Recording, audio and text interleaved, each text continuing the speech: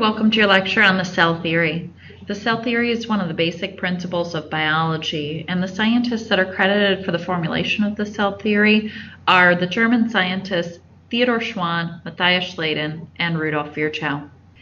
However, they are not the only scientists that have contributed.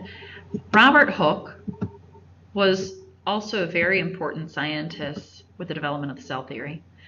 He was studying cells in about 1665. He developed the first compound microscope, which is pictured, and he was looking at plant cells through his microscope. In particular, he was looking at cork, which comes from a tree. And what he saw were these little rectangular shapes underneath the microscope, and they looked like the rooms in a monastery that monks lived in, and those were called cells, and so he actually gave them the name cells. Anton van Leeuwenhoek was working around the same time as Robert Hooke, and he was a Dutch curtain maker who also made lenses, and he improved and perfected the microscope, and he was the first to observe living cells.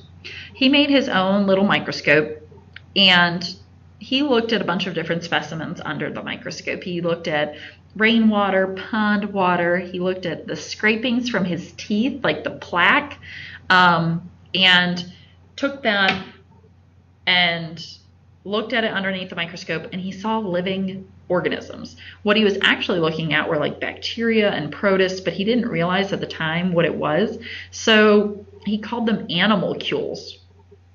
All I noticed were they were tiny little living organisms in these samples, and called them animalcules for just small little animals. Matthias Schleiden was a German botanist in the 1800s that was looking at a bunch of different plants underneath a microscope, and he noticed that all of these plants had nucleated cells, meaning cells with a nucleus, and that composed all of them.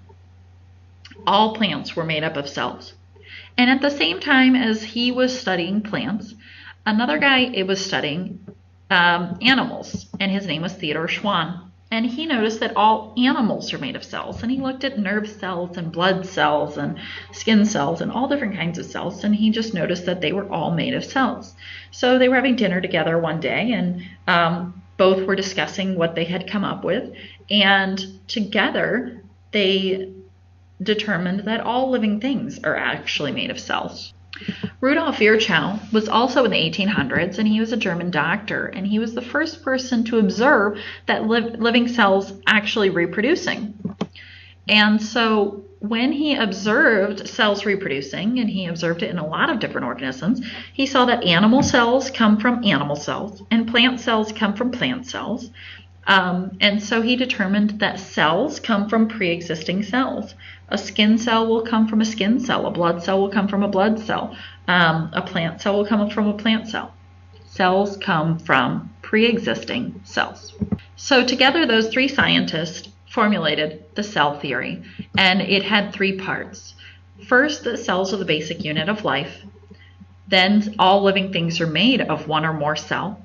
And those two components were made by Schleiden and Schwann together, coming up with that all animals are made of cells, all plants are made of cells. And so they decided that all living things must be made of one or more cells, and that cells were the basic unit of life. And Virchow added on this third portion that all cells come from pre-existing cells.